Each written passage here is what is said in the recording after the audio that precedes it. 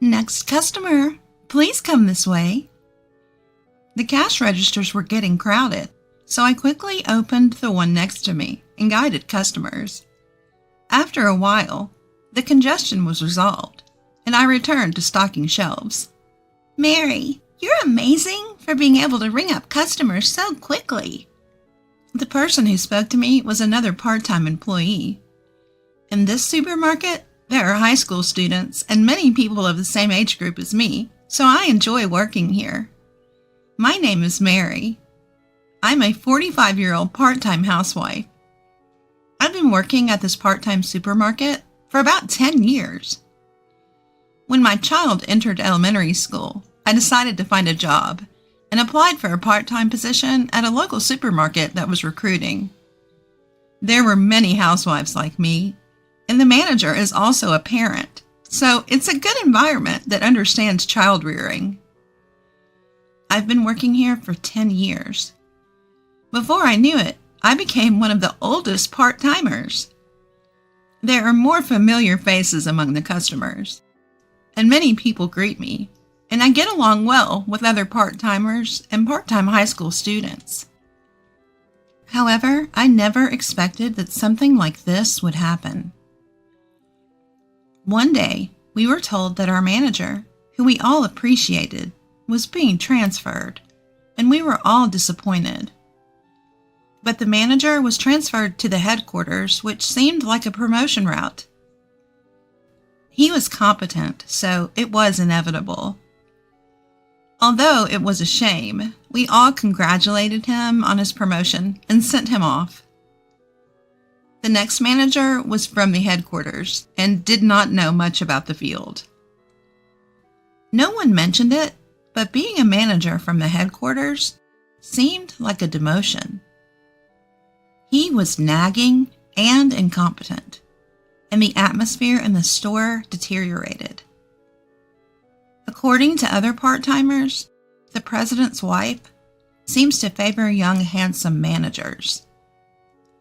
The manager probably thought that he could benefit from being liked by the president's wife. I often saw him talking to her. The new manager's reputation was bad, but the president's wife was the worst. She complained about every part-timer. However, she talked to male employees and high school boys working part-time with a sweet voice. Although we part-timers were dissatisfied, no one dared to complain to the president's wife. Eventually, some part-time housewives and student part-timers started quitting.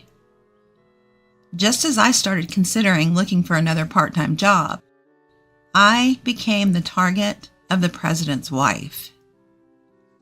You've been working at the store for a long time, right? How about your child? Already a college student? Which college? I was surprised to be asked such a question suddenly. Yes, I've been working here since the previous manager. I didn't want to talk about my child, so I tried to dodge the question. Then the president's wife said this. You look incompetent.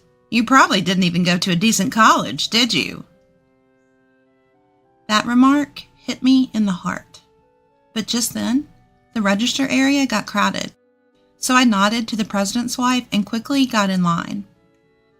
Actually, I only graduated from middle school. I was bullied in high school. Tried my best to hang in there, but eventually couldn't go anymore and quit during the summer of my third year. Since then, I'd been living as a part-timer, met my husband at a part-time job, got married, and lived in a world completely unrelated to educational background. But the president's wife seems to be the complete opposite of me. She brags about being a graduate of a prestigious university, even when nobody is listening. But for some reason, she stubbornly refuses to mention the name of the university. I thought it was strange, but since I wasn't particularly interested, I always let it slide. The president's wife probably had a preconception that housewives working part-time at a supermarket don't have high educational backgrounds. In fact, I once heard her talking about it with the store manager. Does she want to look down on us? Other part-timers also said they were asked about their education by the president's wife. The next day, as I was working as usual, the president's wife came to the store again for some reason. "Excuse me." I looked up when the president's wife addressed me. She looked down on me and laughed, as if something was funny. Somehow, controlling my irritated emotions, the president's wife opened her mouth. "You're a middle school graduate, aren't you? I didn't think you went to college, but I never thought you were just a middle school graduate. It's amazing that you can work with that kind of educational background." I wondered where she heard that from, and remembered that yesterday the store manager was checking part-timers' resumes in the office. I thought the manager should know about the employees, but I guess that information went to the president's wife. Knowing that I was a middle school graduate, the president's wife told other employees about it for some reason. Frankly, it was annoying. I had no intention of faking my education, but I couldn't understand the nerve of someone who would go around saying that I was a middle school graduate. My part-time colleagues didn't seem to care and acted as usual, but since then, the president's wife would always bring up that I was a middle school graduate. "Maybe you wouldn't understand since you're a middle school graduate. Since you're a middle school graduate, at least do some cleaning." That was the president's wife's catchphrase. I don't have to work here to be told things like that. That's what I started to think. A few days later, the president's wife appeared at the store again. Just seeing her made me irritated. As I sighed and tried to walk past her, she was smirking at the cardboard box storage area. It was a place where we didn't go because the supplier would come to pick up the boxes. But for some reason, the president's wife seemed to be trying to make me clean it up on purpose. She said, "People like you should be covered in garbage. You bottom-dwelling middle school graduates are just salary thieves." This was the back room, away from the customer's eyes. I had always been able to bear it because I was usually approached in the sales area, but that day, I couldn't hold back my pent-up anger. "Excuse me, but I think I'm working for the salary I'm getting. I'm working properly, and education doesn't matter, right?" The president's wife looked a little surprised, perhaps not expecting to be talked back to. "Why don't you be a little helpful to the store if you're here? We never know what you're doing here. Are you just here to look down on us? You must have a lot of free time." I continued without caring about the other employees passing by and entering my field of vision. The president's wife glared at me. "Huh, unlike a lowlife like you, I'm busy. I'm taking time out of my busy schedule to come to this store." "Is that so? Then what are you doing at the store? You're just chatting with the manager, flirting with the male employees and male high school part-timers, and looking down on us, aren't you?" As I calmly stated this, the president's wife's face turned bright red with anger. "Just by being here, I make the store more lively, don't I? You should be more grateful." I couldn't help but laugh at her words. Do you really think that? None of us employees or customers think that way. It's interesting how there are people who have educational backgrounds but are useless in the field. I vented all the resentment I had been harboring from being looked down on. The president's wife must not have expected to be told such things. She could only come up with cliched retorts. "Do you think you can work here after talking to me like that?" So I responded without hesitation. "Then I'll quit." The president's wife laughed at me mockingly. "It'll save on our labor costs." I returned the smile.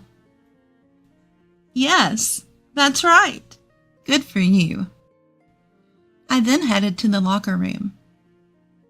When I entered the locker room, the part-timer who had passed by the scene earlier was there, and I told her everything that had happened. "Mary, are you quitting?" She was sad because we had been working part-time together for years. Ever since the manager changed, it hasn't been fun, and it's like we're only working out of obligation, right? Many people have quit, but they don't hire more staff because it's a waste of labor costs. So our workload keeps increasing. I can't do it anymore. I guess that's true. I left the locker room and went to where the manager and president's wife were talking. Then, that's a quick story. Seeing me, the president's wife laughed. "I heard that the junior high school graduate is quitting here. I wonder if there's a place for a junior high school graduate to work." The manager also laughed, so I told them off. "Even if I have nowhere else to work, I won't come back here. I'll return the uniform next week. Thank you for everything." I felt strangely refreshed as I left the supermarket. The following week, when I went to return my uniform, the store was noisy. The manager seemed to be getting scolded by several customers. There seemed to be a commotion near the cash register. Maybe there was a mistake in the transaction. The customer's anger seemed extraordinary. However, there was nothing I could do since I had already quit. So I went to the office to leave my uniform. As I approached the office, I heard the president's wife's voice. Reluctantly, I opened the door and saw the former manager there as well. "Manager!" Even though he was now working at the headquarters and not as the manager, I accidentally called him that out of habit. The former manager seemed to have been talking to the president's wife, but she quickly left the office. "What happened at the register? There seemed to be some trouble." The former store manager tells me that there have been a series of complaints at the store lately. It seems that after I quit, other part-timers and part-time students all decided to quit at once. The manager was apparently working on the sales floor, but he didn't know how to stock shelves or operate the register, so he received complaints from customers. Today's incident involved the president's wife, who was talking to a male employee on the sales floor, and a customer mistook her for an employee and asked her a question. "I don't know anything about that." The president's wife apparently brushed the customer off. The manager then appeared and accidentally revealed that she was the president's wife, making the situation worse and causing more complaints, while the register area became very crowded. At this time, all the part-timers had quit, so employees and the manager who don't usually work at the register had to do so. And there were many mistakes. The register was so slow that customers started getting irritated, and it seemed the manager was being scolded. The former store manager asked me why I quit, so I answered honestly. He then told me that he heard that the president's wife did not graduate from college. He didn't know the details, but had heard she was a high school graduate. So what was that educational condescension about?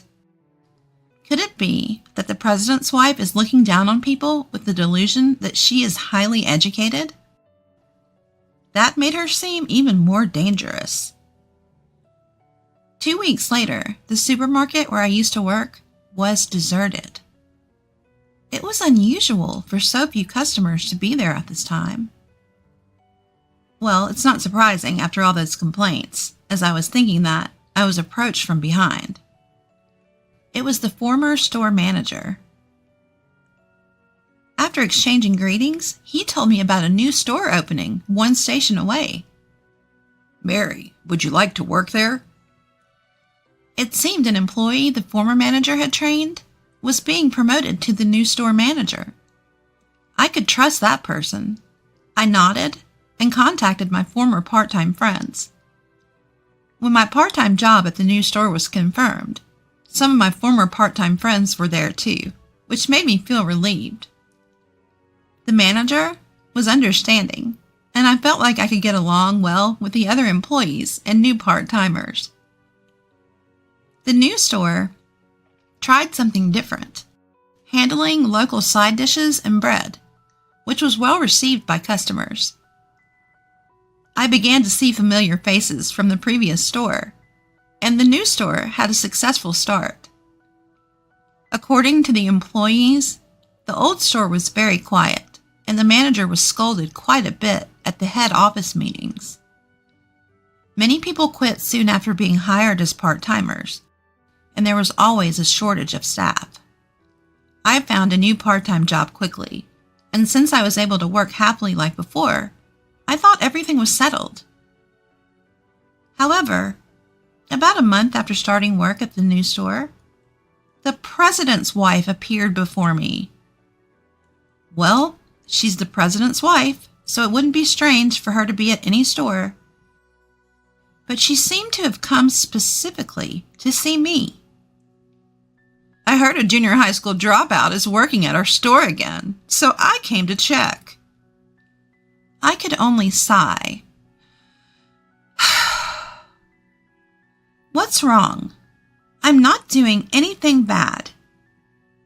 Do you realize that because of you, the other store is in big trouble now? Why is it my fault? I didn't do anything wrong.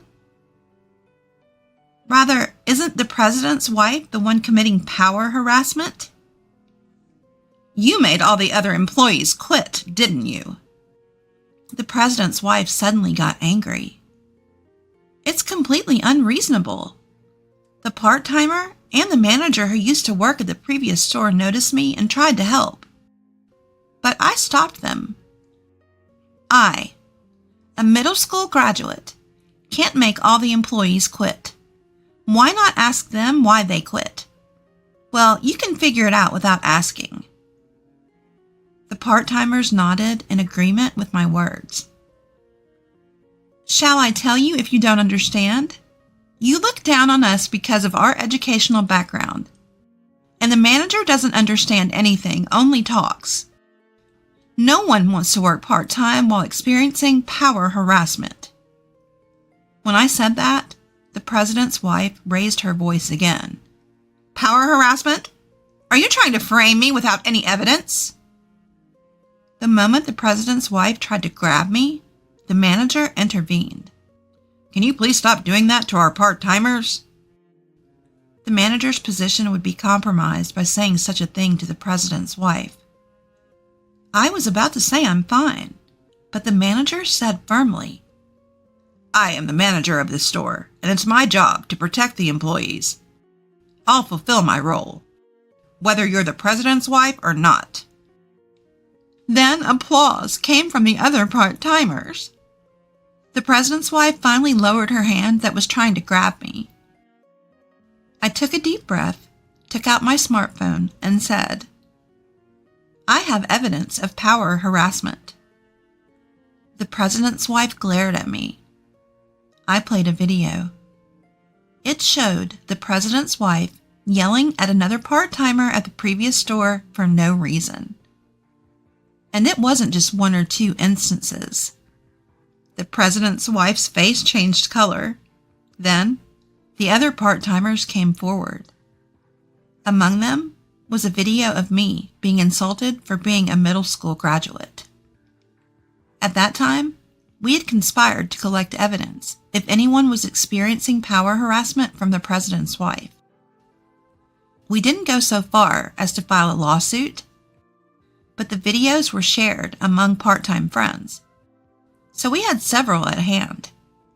Manager, we're going to sue her. When I said that, the other part-timers and the manager nodded.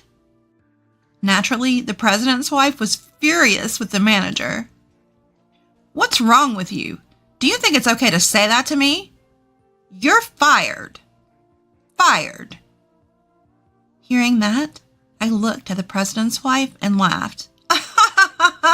Oh, I recorded that too, so we'll protect the manager who protected us. Hearing this, the president's wife changed her expression again and turned on her heels. It seemed she intended to escape. I called out to her back. There are more important things than education, right? Sometimes your humanity is more important when you enter society. Are you focusing on someone's education because you have a complex about it? The president's wife turned around and said, "How did you know that?" It seemed she had inadvertently admitted it. I laughed. The other employees laughed, and the president's wife, realizing her self-destruction, left at a speed I'd never seen before. After that, we decided to really sue the president's wife. We had videos taken by the part-timers, and the manager, who had been favored by the president's wife, admitted that he had been covering up her power harassment for his own safety, so we had solid evidence. The president's wife couldn't escape, and we were able to receive compensation. Then word spread to other stores, and many similar complaints were raised. The president's wife was sued for compensation, and the president, who found out about her behavior for the first time, was furious and told her to pay it back by working. It is a locally owned supermarket, so the president and his wife's house is also local. When I witnessed the president's wife working angrily at a nearby drugstore, I couldn't help but laugh. Since then, we have been working hard today under a trustworthy